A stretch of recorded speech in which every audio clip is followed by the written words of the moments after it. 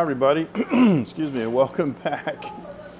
Thank you for joining. Yeah, we got some good old-fashioned food here from Wenwen. So I'm using my my earbuds and the microphone. I think it's a little bit better. How's everybody doing? I want to say hello to all our viewers on Periscope and also on YouTube. You know, Sozo.com. Yeah, good evening. How are you, Dave? Good to see you. Yeah, I miss seeing you in my replay list. Just want to let you know that, yeah, I noticed. And it's good to have you back. So, all right. Let me go ahead and turn off the second device. I don't really need that. I was just checking to make sure that everything was okay. So how's it going? Let me show you what I got. Instead of showing you here, I took some pictures. Check this out. Of course, I got the usual, we call the shang la fan, which is, you know, the Thai-style kapow with rice and, of course, an egg on the top. Look at that basil. Oh, my goodness. All right, so let me go now and show you the other dish that we got. And this is the grilled food. And, yeah, it's Taiwanese-style sausage on the right-hand side, bacon wraps in the middle. And on the left are succulent strips of deep fried pork. Look at this, right in there. Oh my goodness, look at that. And of course, down the bottom, on the left, we got white pepper. And that's cayenne pepper on the far right. So, yeah, that's what I got in front of me right now. So, you see, I got our logos back, TaiwanLive.tv. It's kind of large, but I don't think it's too disruptive. Hopefully it's not. Excuse me. I've been having a hard time lately with my sinuses and with congestion, sorry. Now I got something else too, which I don't have very often.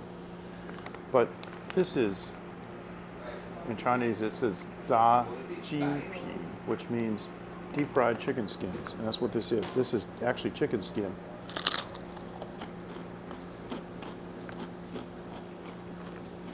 Deep fried. Nice and crunchy. And the funny thing is on the palate, it actually kind of melts.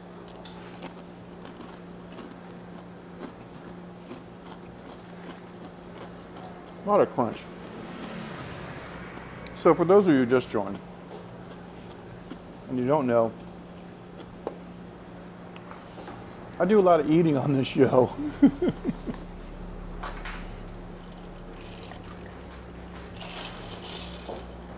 Fortunately, I live in Taiwan, and there's a lot of great food here. All right, so I'm going to start out with one of these. Oh, yeah. It definitely would. And I got some bad news yesterday. The factory that's going to be making bootsy sauce is locked down. Everything was all set. Federico, how you doing? It has been a while. Long time no see.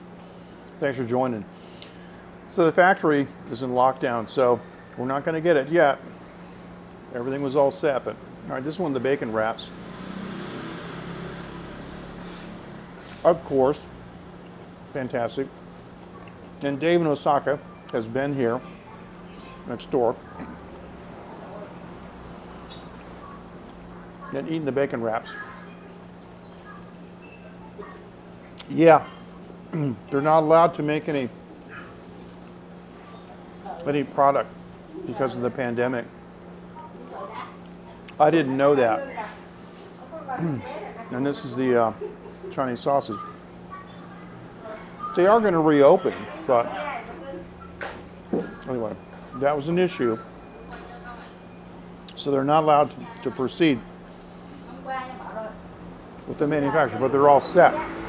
Part of the problem too is that the boss can't travel down there and work with them because many of the like he likes to take the train, and you know the public transportation like the trains are stopped. In certain places in the U.S. they were actually stopping people at the border, and it had to go through New York, and that's always a problem. So this is the deep fried pork. Now let me tell you something. This deep fried pork. Let me see if I can find a nice piece of it. It's got the fat rind on it, which a lot of people think is unhealthy, but it's not. Let me do this. Go in the back. Look at that. Okay. Now that's not pink because it's undercooked. It's been marinated. And the marinating is just, this is what kills me, is the marinating on this is absolutely superb.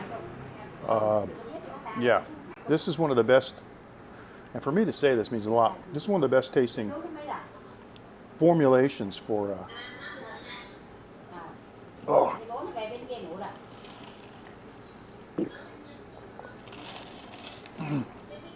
And I just got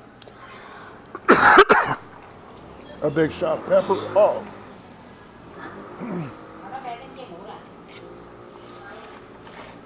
I might have to take a break. Oh my goodness. Oh.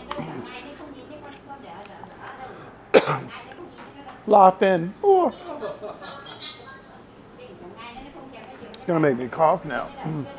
So this is the stuff that I showed you a second ago. This stuff right there. This is what I'm getting ready to eat right now. All right, I got to do this. I know it is time for a commercial. I know, you're not kidding. I got to do this. Hold on.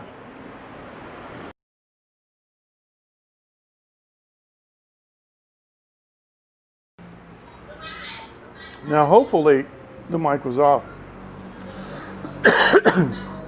I actually have, Federico. Since you saw me last, I think I lost 10 kg, yeah. So, not so puffy. I'm getting back down to rock weight. Yeah, well, that's good. That's good. You're considerably younger than I am, Federico. And so, if you can keep your weight down when you're young and not let it go high, that's a lot easier to say than it is to do. So I'm sorry. That cayenne pepper. Oh, I love it. I love it though. I love when it gets in my nose and makes my eyes water. But you can't you can't talk or you can't sing.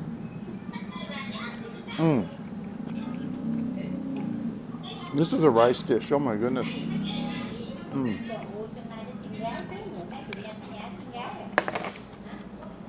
Oh, it's funny. My eyes are watered. All right, so speaking of time for a break, okay, let's take one. Hi, this is David Masada, live from Greenland. And you're watching Taiwan Live TV with MJ Klein.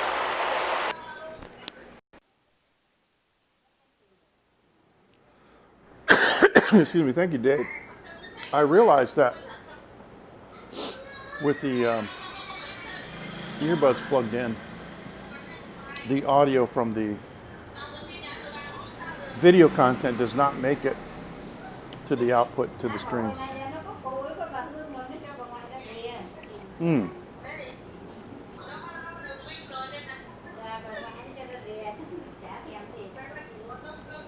You guys got to come to Taiwan. Now, Taiwan's going to open the borders pretty soon. And whether or not people will be allowed to travel here will depend upon the situation in their respective home countries. So,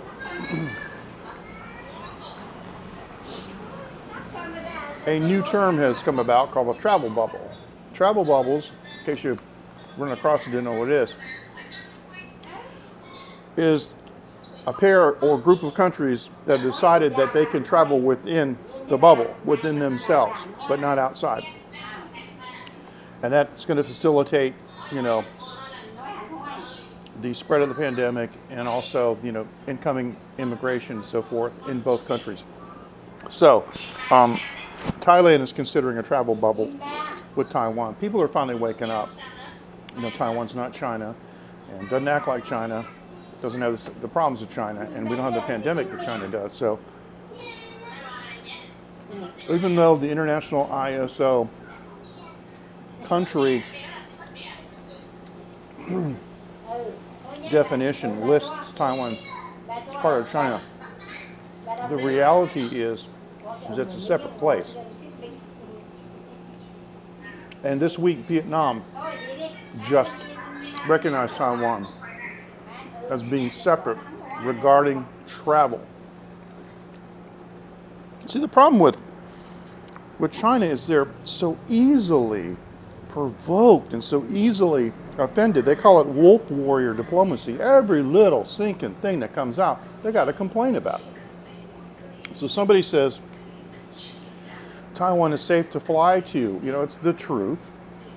It doesn't have any reflection on China, but they got to run their mouth about it. And what they don't seem to understand is people are getting tired of it. And when people get tired of it around the world, something's got to give. Fist bump to you, Ken. Nice to see you. Thanks for joining on YouTube. Now, characteristically, at this time slot, I know, like I had a real show, right? I don't get as many views on Periscope, but the amazing thing is, on Friday, I did an afternoon stream. Back to big numbers. It's weird. Periscope is fickle. So Ken, how are you doing? Excuse me. And by the way, for those of you who don't know Ken, everybody knows, thank you, everybody knows Dave. Goes without saying, but you want to follow Dave, of course. But Ken does these really cool coffee reviews. And they're really down to earth. And Ken has this cool backdrop, man. So he made like a little studio. It's not a green screen, which is so cool. Because green screens, you know, there's tearing and there's all kinds of issues with color spill and stuff. And I know, because I've been doing green screen for a number of years. But Ken's got this backdrop, man, like a kitchen. It looks cool. It's actually the perfect backdrop for a coffee review, right? Like you just made it in your kitchen. Now, he does take the show on the road, and he'll go to these different coffee shops around where he lives in the San Antonio, Texas area, right? So the other day, I watched the replay, and they were doing something, man. At this coffee shop, Ken's trying to talk, you know, there's like a jackhammer in the background, like explosions or something. I was like, holy cow, what are they doing? Like they remodeled the whole store. Sure, man, it's like they remodeled the whole stinking store. It's like, you know, Ken's like, excuse me, I'm doing a broadcast. Can you, hold it down?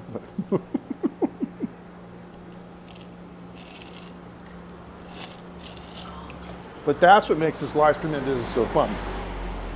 And you guys know, throughout the years, right here on this channel, on Periscope, on YouTube, you guys have seen some of the weirdest, funniest stuff.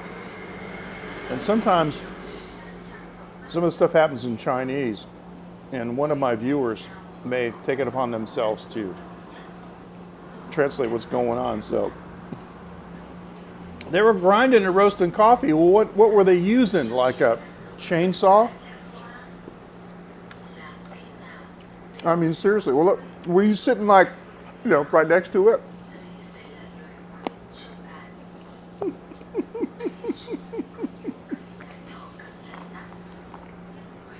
That was hilarious. Man, grinding coffee. Yeah, with a sawmill, yeah. Oh yeah.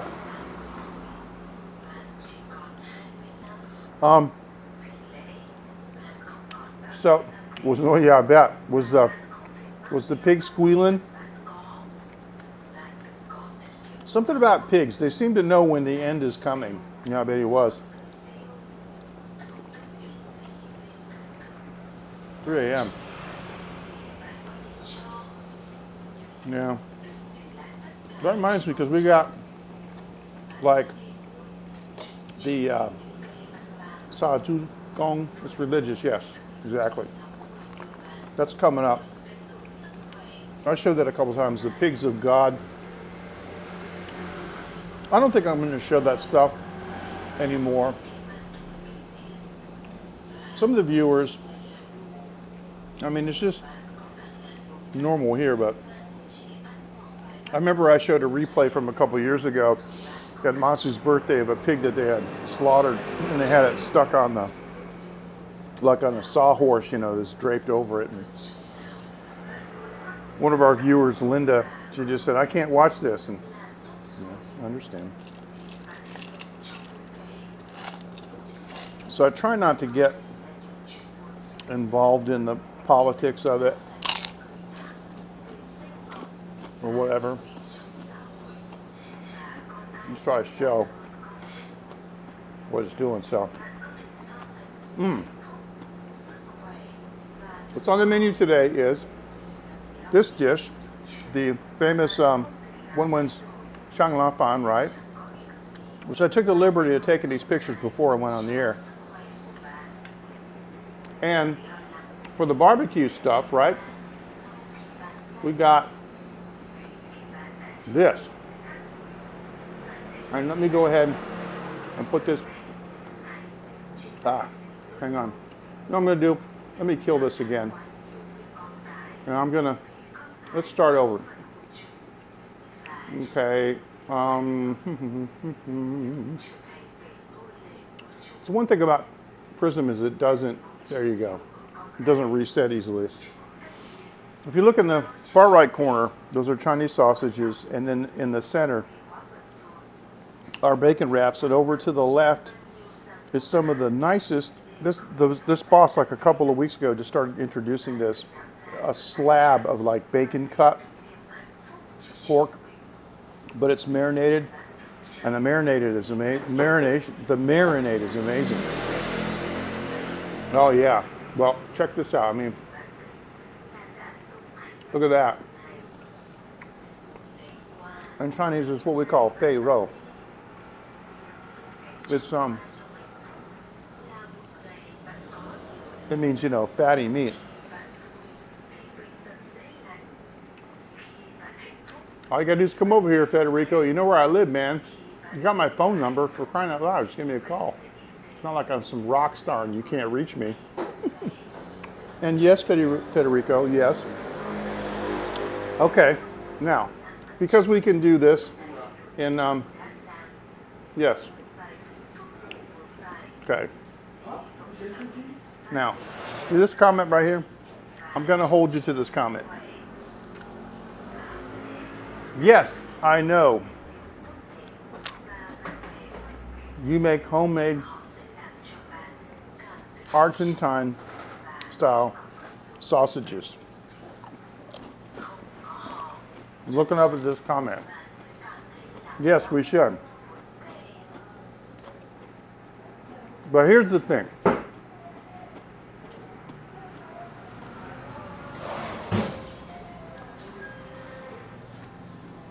I don't believe you. I mean, I know you're not the kind of person that will lie. But I haven't seen any evidence. So, you're going to have to bring some over and show it to me.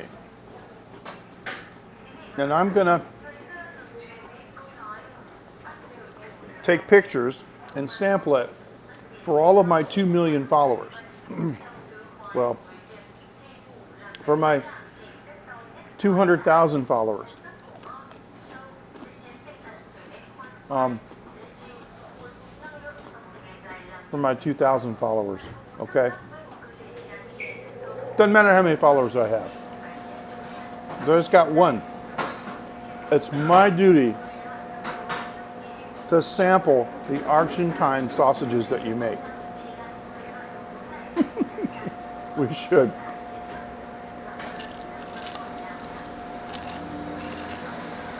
Okay, now you guys saw this, right? You guys saw this.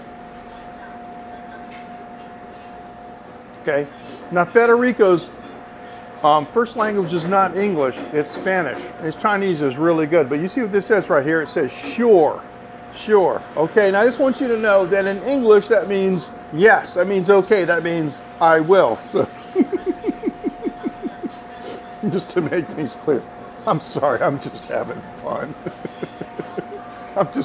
I'm being a jerk.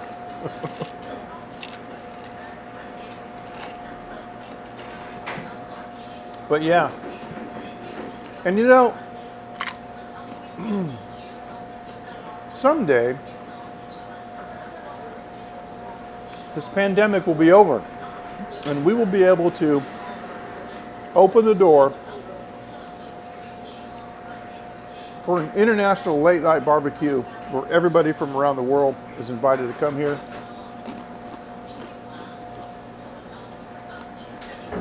And let me just put it to you this way.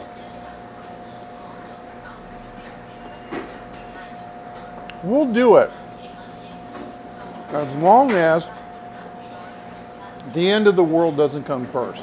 If the end of the world comes first, hey, I'm off the hook. There's nothing I can do about it. But as long as the end of the world doesn't come first, let's do that. Let's do an international Taiwan Live TV late night show barbecue. We have so many friends, followers, and fans from around the world, and each individual can contribute so much. It would be fantastic. And that's one thing too that I need to address, because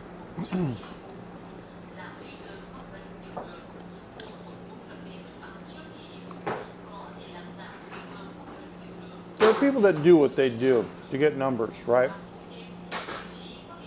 All these videos like about how to get 200,000 YouTube followers in 24 hours. Well, I know how to do that. Next door, Wenwen's got like a whole staff of young, beautiful looking Vietnam girls. I could just have a lingerie show and I'd have 200,000, I'd have 2 million followers in 24 hours in one day. It's not what I want to do. I don't do what I do for numbers. When I was in the record business, I didn't do what I did for awards or reviews. I did what I did because I wanted to, and I did what I did because I wanted to do things that I thought people would want to hear. And the radio airplay numbers back me up. But I gotta tell you, my follower base isn't all that big. But you guys are amazing. And the vast majority, this is the other thing, the vast majority of my follower base are content creators in their own right. And to me, that honors me a lot when other content creators think enough about some old guy sitting here eating food, and they watch me and they interact with me. I mean, that's very touching to me, seriously. But it's like the old saying, I'd rather go out with This may sound old school offensive, but thanks, Ken. You take care. That's my pleasure. This, Ken, they're not kind words, bro. It's just the truth, man. You take care. I'd rather go out with some big fat lady that nobody else likes, who's fun and makes me laugh and has a riot, than some high maintenance supermodel that complains about everything. Now, I think more people are like that than are not. So, anyway, I've never gone for the numbers. But my followers, you know, Ken, Dave, Casper, many others, Coco, they're all content creators in their own right. And I appreciate them following me. I don't care, you know, if I get 200,000 subscribers. See, the thing is, right, is the whole point of that is monetization. I don't need the monetization. Myrna. Hi. Now, Myrna is an example of what I'm talking about. I'm doing great. How are you?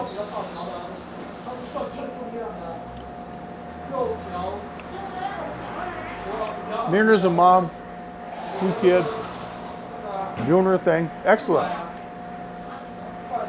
On Periscope. This is our grassroots following here. I appreciate it. I was checking out your last video. No, thank you. Thank you for being a real person and not a bot. But Myrna, a little FaceTime, you know, turn the camera once around and say, hi, how you doing? That would be good. We hear your voice and we like it, but I got your, the last stream you did on Twitter, I got the notification, but I wasn't near my phone, and so it was too late when I finally looked at my phone. Oh, but I looked at it, so yeah, good. So how are things, Em? How's your family dealing with these rather strange, difficult times? I'm going to tell you, I almost feel guilty because we don't have the lockdown, we don't have the shutdown things. Okay, good, excellent.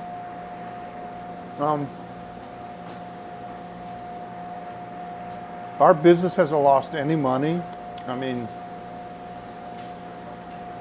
and sometimes, right, it can be embarrassing when there's something going on in the world and you go, oh, it doesn't bother me. It's like, whoa. But I just happen to live in Taiwan.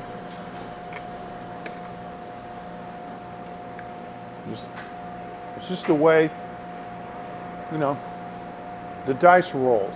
That's where I ended up. But now here's the other thing too, because somebody was asking me, because you know, I got a studio that I'm doing tracks and things. Why don't I do a, you know, a COVID-19, a pandemic song like, like everybody else is doing, right? And I could. I mean, I could do a, like, I was watching reruns of The Love Boat the other day, right? And the theme song sung by the great Jack Jones, lyrics written by Paul Williams, you know, where it goes, the love boat, you know, promises something for everyone. You know that song, right? So I was thinking, you know, that would be great for like Corona promises to infect everyone. So I said, man, that would make a great COVID-19 song. And because it's the Love Boat, it would be the reference to like the Diamond Princess. So I'm like, what am I doing? What am I doing? The problem I find with that is twofold. Thanks. You're too kind. The problem I find with that is twofold. Number one, these topical, excuse me, I'm burping, I'm drinking. These topical songs, you know, these topical releases, as soon as whatever it is, you know, that the crisis has passed, it falls off the charts, it's gone. The second thing is I just don't want to do it because people die. You know, if it was something that nobody died, it would be okay. But there's a third factor too. I've heard a lot of artists talk about, hey, you know, I was able to finish a whole record because, you know, I was in lockdown. We're not in lockdown. I don't have any extra time. This hasn't changed my life one bit. I mean, our company is continuing to produce our products, and, you know, my daughter's going to school every day. We got to get up, take her to the bus, meet her at the bus. She's got, you know, do her homework at night. You know, my congregation's not shut down. You know, our office is not shut down. So, oh, take care. Thanks. Thanks, Federico. Yeah, sure. Yeah. Well, give me a call, man. You got my number. Stay in touch. Got my line too. So, yeah. So, I don't have any of that extra time that a lot of people have been talking about. And so, yeah. I've been taking my sweet time recording songs, and I've also taken a couple of detours. Been writing a few technical articles. I installed the Dante Audio Network in my studio. You know, the link between the PC and the computer system. And so every time I have to stop to do something technical, you know, nothing gets recorded. So things that would ordinarily, like in Boston, take me 2 weeks are taking me 2 months, but that's okay. So, it's amazing. We haven't had the so-called extra time.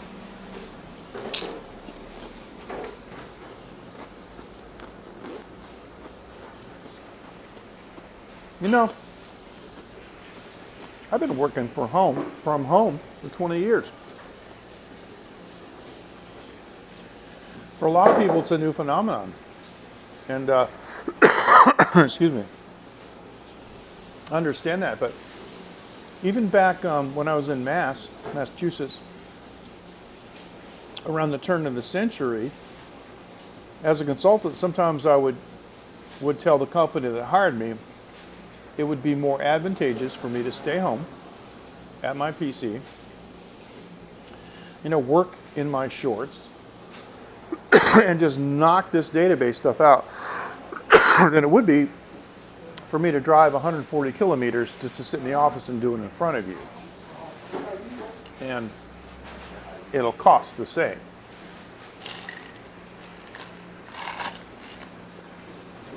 And so that was often a good way to work. Sorry. I gotta cough some more. I got some of this cayenne pepper here that was really giving me some, we call chong pizza in Chinese, you know. It really like infuses the nose with pepper. There's like some cayenne pepper on this. What can you do? I saw Myrna, if you haven't split, what's the next thing that you're going to show? So I'm going to show more for Twitch. What are you looking at doing next time?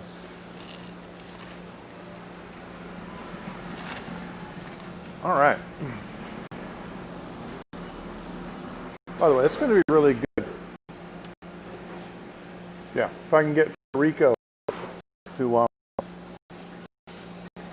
bring some over some of those Argentine sausages.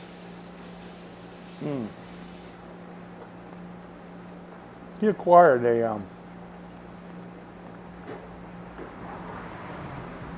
nice charcoal grill recently that allows him to do some of that famous barbecue.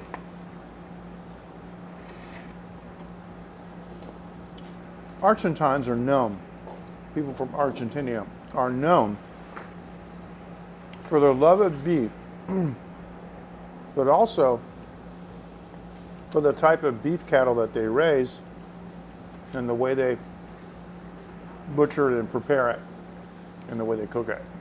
And yeah, there is an Argentinian restaurant in Juve, excuse me, that I've never been to because they keep opening and closing, opening and closing. I just got to find out when they're going to be back in business and just go over there and do it.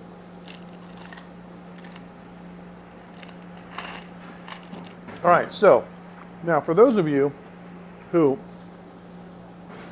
would like to contact me and talk about the show or any topics that I've talked about, you know, and that includes complaints too, because we don't have any, you know, problems about that.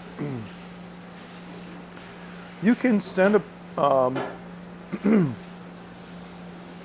email. Look down the bottom. Hey, Coco, how you doing? Wow. Yeah, all is well. Thank you very much. Thanks so much for joining.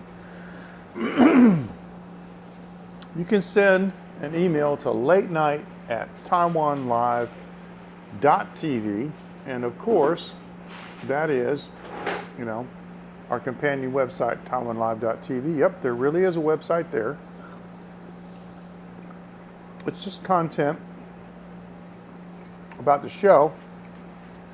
And some people, you can watch the live stream on taiwanlive.tv. You can watch the all the replays. You just, you know, can't comment from that interface. But if you say weren't inclined to comment anyway, and you just wanted to avoid the hassle of trying to go to YouTube and search, you know, for the channel or whatever, just go to taiwanlive.tv and it's right there in the front page. You can run it in full screen mode and it's live.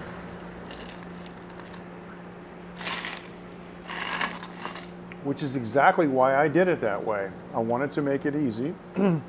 Not necessarily easy to comment, but hey, eventually, this is my cinnamon rum. Eventually, I'm going to create my own live streaming platform, you know, a standalone network, where people can go to the website and have full interaction and, you know, no trolls and the whole thing. And I got some major plans for super high resolution 4K and probably 360 and quite possibly some 3D content, which I think is important. But I think the prospect of seeing me in high-res 3D and this face may be scary, so I may have to mosaic my face. Because I have what they say, I have a face for radio. But the difference is I know it, and I don't care. All right. So we still have about half of a plate of this beautiful barbecue stuff. Coco, I wanted to ask you, excuse me, you've been implementing the a mesh Wi-Fi network in your home, you know, to cover all the zones. How's that working out? I think that's going to be my next project, is doing a mesh network. And I know in the late night group you did show you know, some pictures of the gear that you were using. And I'm really curious to know, you know, what your experience is. How did that work out? And how is the handshake going from like zone to zone, different floors, different ends of the house? What's the handshake like?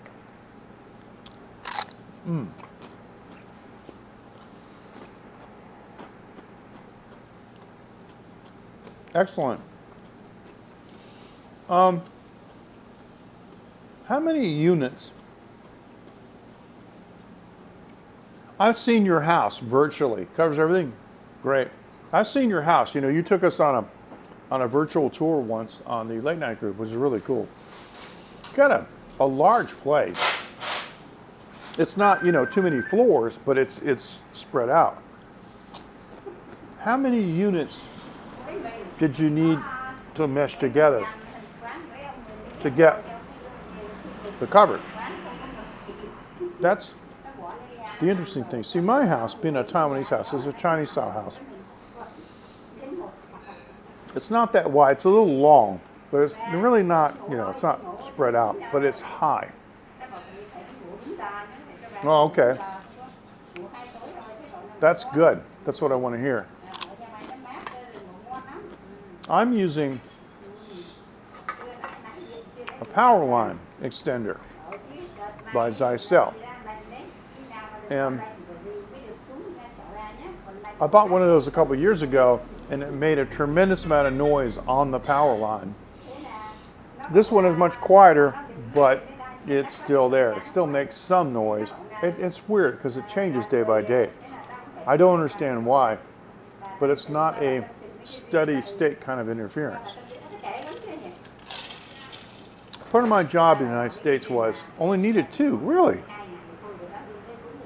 Really? Wow. Well, if you wouldn't mind, just because I'll forget, would you please like type, you know, the model that you got there? Really? Yeah, please let me know what it is that you got, because it seems like it's working well, you know, and that's what I need. Because with us, the houses here are concrete. They're concrete boxes. It's different if you've got kind of like what they call a stick home in the States, you know, which is wooden studs and drywall. Wi-Fi does penetrate that a lot easier than it does concrete and rebar. So yeah, I remember in the States, Colby, my friend, you know, Cheese Knife from the late night group, he was my roommate back in the States. And I remember we used to do Bluetooth through the wall because there wasn't anything in the wall. It was just drywall and a sheet of wallpaper.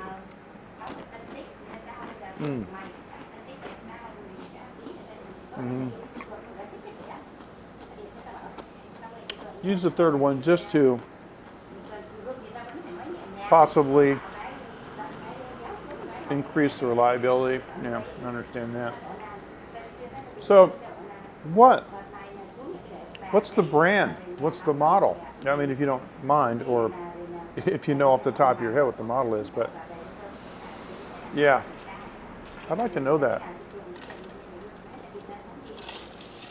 All that stuff is made here. I can get almost all those things here.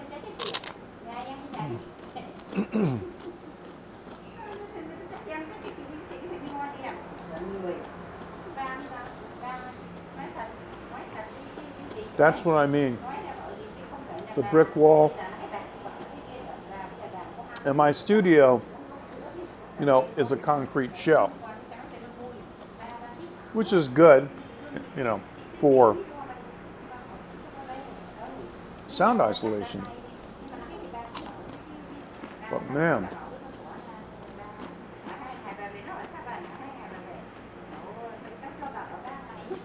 okay, so it is a power line extender.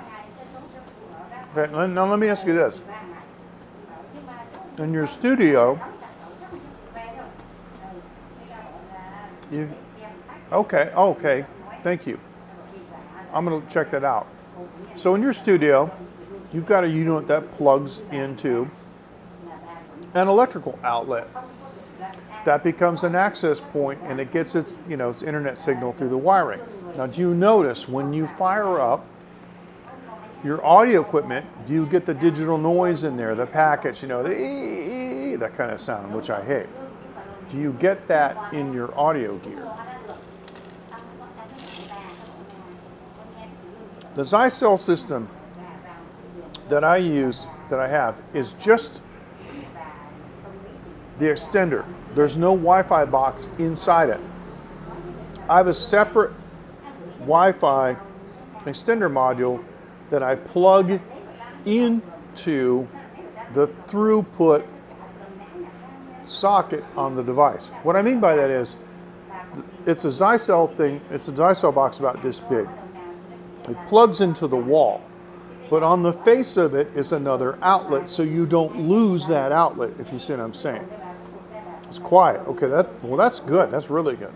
So then I plug the access point, Wi-Fi generator into that, but I still have the second outlet in the duplex outlet in the wall. But if I plug anything into it, like a guitar amp, the noise is insane. And I managed to get rid of all that interference noise in my recording monitors. Here's the problem though. If you hear stuff in your monitors, you don't know if it's actually invading the monitor signal, or if it's invading the signal in the console. That's the thing. If it's only on the monitors, then you can kind of live with it as long as the audio is clean, but it's hard to tell.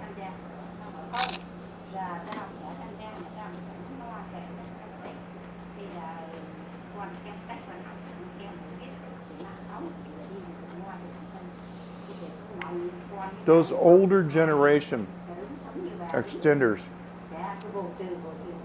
were not good. They were just for maybe Wi-Fi to a laptop or something. But if you had any kind of audio equipment, in the room, or doing video editing or anything where that kind of signal could, would be invasive into the system, wouldn't work.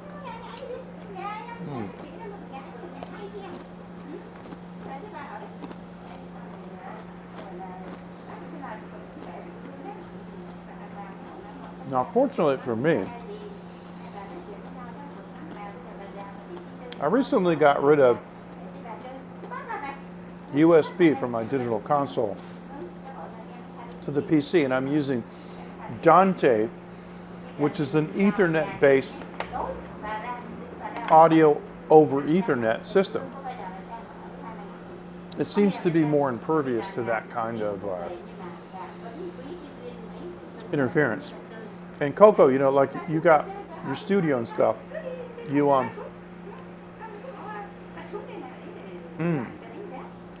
okay, understood. That's good.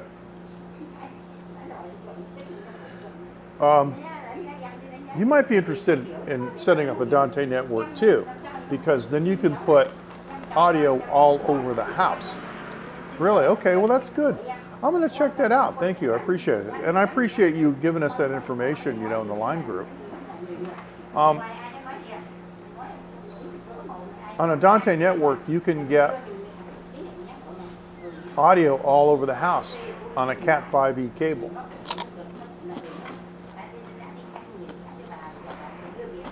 Which is really cool. But you could be upstairs and set up an entire program music, set it downstairs to the patio, the backyard, where you're entertaining, you know, on an RJ45, and just output to a 2-channel, you know, Dante to analog, and plug it into your speakers, man. And that's, you know, it's amazing. With like 0.2 of a millisecond delay. I'm going to look that up, and thank you for putting that in the comments. I'm going to review that later. Check that out. Fortunately, where I live, you know, we have Nova, the big computer store, and Casper's gone there too. And a couple stores over there that I can just walk through. And there are so many different solutions to those things. So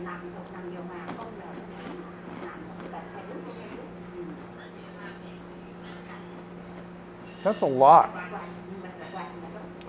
6,000 square feet is huge.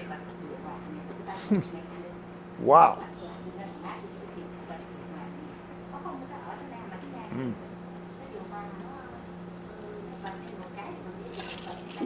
That's really respectable. All right. For those of you who might be interested in the Dante network and what I did, another website that we have for the studio is called PhoenixMediaForge.com. One word, PhoenixMediaForge.com. Got 2 articles there.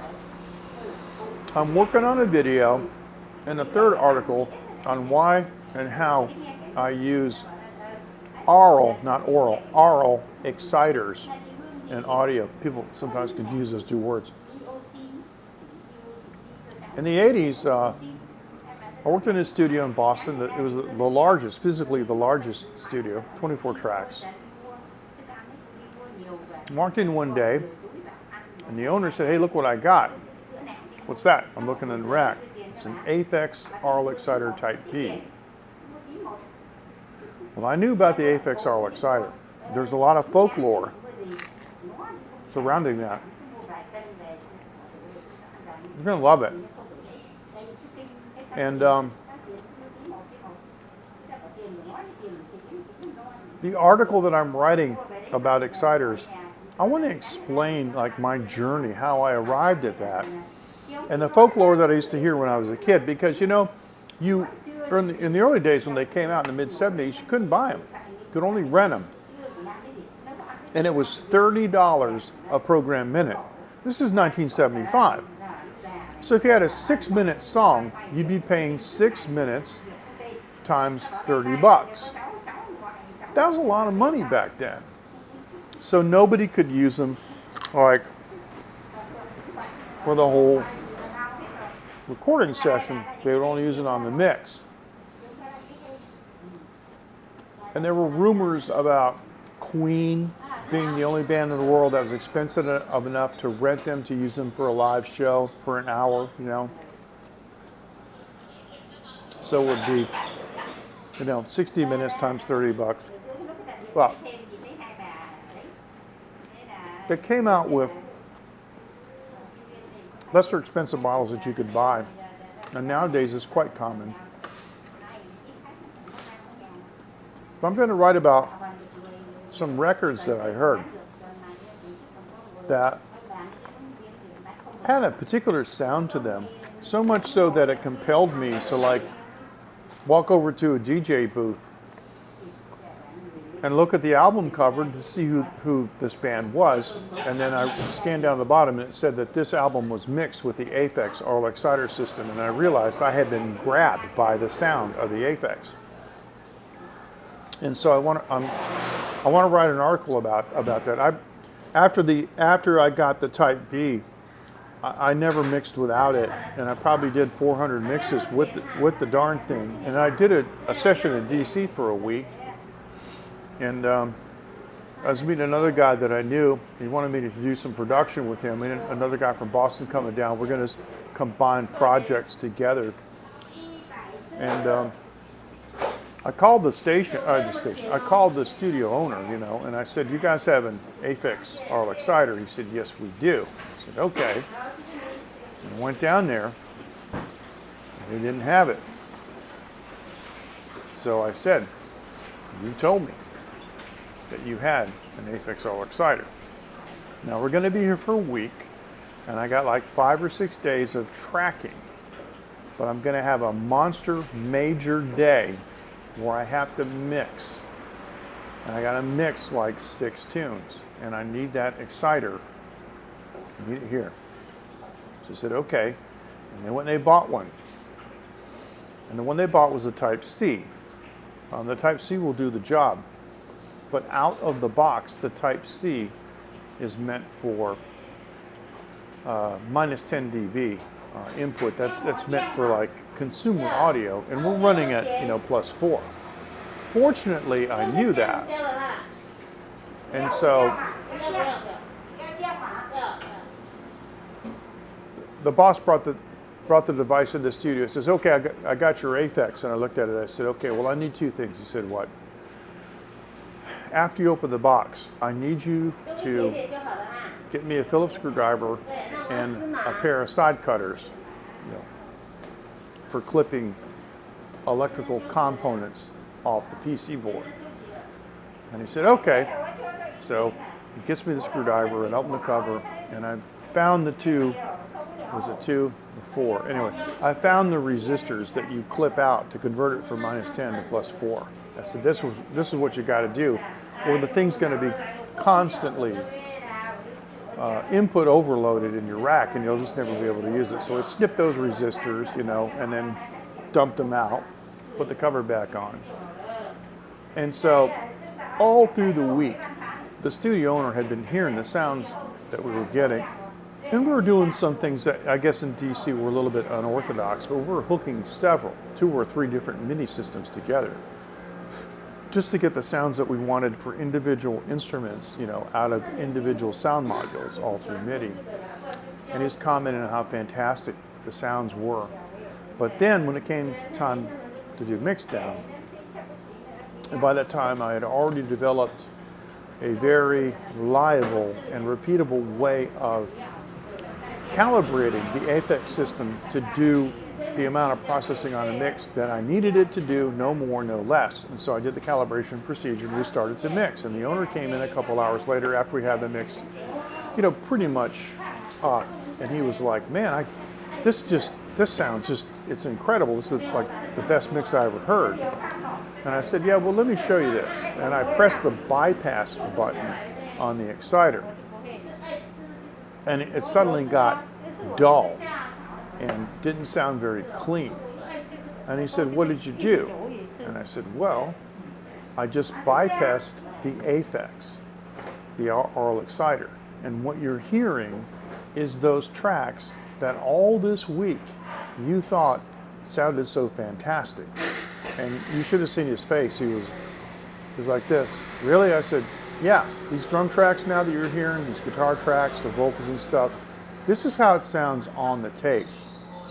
And now you know why I wanted that Aural Exciter. It puts the air into the mix." Engineers talk about, you know, they need air. They need that, you know, 6, 7, 8K range. And the thing about these exciters is that they're not just equalizers where they take whatever the spectrum is and they push it up or take it down. They actually synthesize the frequencies that they're accentuating. So the synthesis process enables it to be cleaner and not to amplify noise. And it does what they call psychoacoustic juxtapositioning, and I'm just going to let you look that up rather than try to explain it. That would be another hour's worth of broadcast. So that's the article that I'm going to talk about. So it did shock them. It did. And for the longest time, those tunes that we did were basically a showcase for that studio. You know, he would bring a client in and they want to know, like, well, what have you done here? And he'd play these tapes and people were like, whoa, okay. But it was a Boston engineer, you know, that used the Apex RL Exciter that they never would have really known about. I mean, eventually, probably, but me and the other engineers in Boston were always talking about the artificial high end on many of the mixes that were happening in those days. You listen to the Tubes, Talk to You Later, or like She's a Beauty, ABC, Look of Love. You look at bands like the Eurythmics, Here Comes the Rain Again, things like that, with these kind of artificial brightness. Another one was Tears for Fears. Yeah, it's all the use of exciters. And so I have an exciter in my monitor chain at all times. And I find that on my tracks I use considerably. I mean, many times almost no equalization. A lot less application of effects to hear the difference, to hear the effect on the instrument, because the exciter just cleans it up. And of course, when I'm all done, I mix it with the exciter on. So I haven't done a mix without an exciter since 1986. I just haven't done it. Yeah, and if you do a mix without one, then they have to apply something similar to it in mastering. And to be honest with you, as a mixing engineer, I would rather get as close as I can get to the final product within reason. That what I mean by that is using tools that fit within the domain of mixing and not mastering, because I shouldn't be expected to, and it would not be good practice to add mastering tools to the mix. It's a different engineering discipline. But what I want to do is get as close to the final.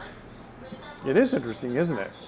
You want to get as close to the final product in the mixing realm as you can without having to rely on mastering. Because there's an old saying, oh, we'll fix it in the mix. And then when you're doing the mix, you go, we'll fix it in the mastering. So you're just, you know, Band-Aid upon Band-Aid. You get the best tracks you can get, and you do the best mix you can get. And then when it goes to mastering, you're going to get the best product that you can get. And so the RL Exciter added that air and that space.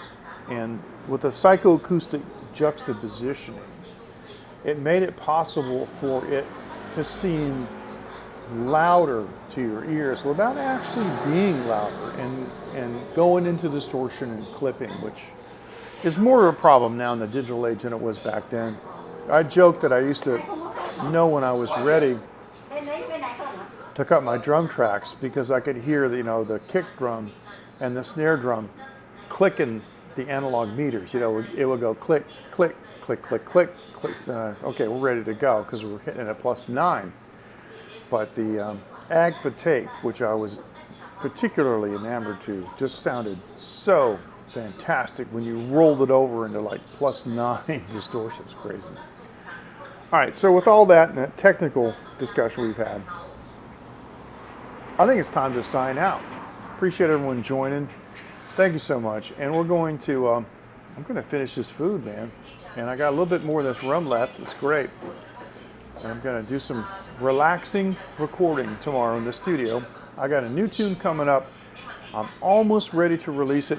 And when I'm ready, you're going to see about it, hear about it here first on Taiwan Live TV. Of course, I'm going to direct you to the PhoenixMediaForge.com. So thanks so much for joining. Coco, always a pleasure to see you. We don't see you around so much. And please, more content from you, please. You're such a pleasant person. You've got such a bubbly, friendly personality. You've got a good physical appearance. Come on. We need more content from you. Okay? It can't just be some ugly guy like me.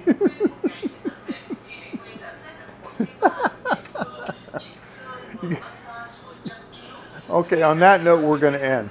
Thank you so much for joining, you guys.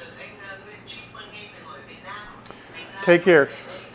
Excuse me, we're going to say Tai Chen, one on. That's see you again. Yeah, thank you. Yes, it is a pleasure to see you too. So, yeah.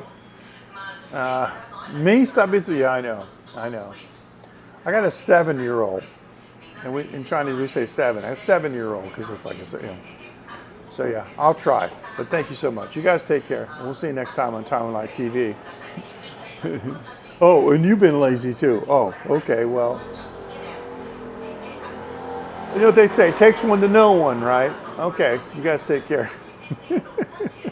Have a good night, afternoon, morning, wherever you are in the world. Thank you so much for joining Taiwan Live TV. And be sure and check it out. And you can send me an email there. Thanks. Take care, you too. Thank you. Bye-bye. Have a good night. Bye-bye. That was fantastic, man. Just like the old days. Yeah.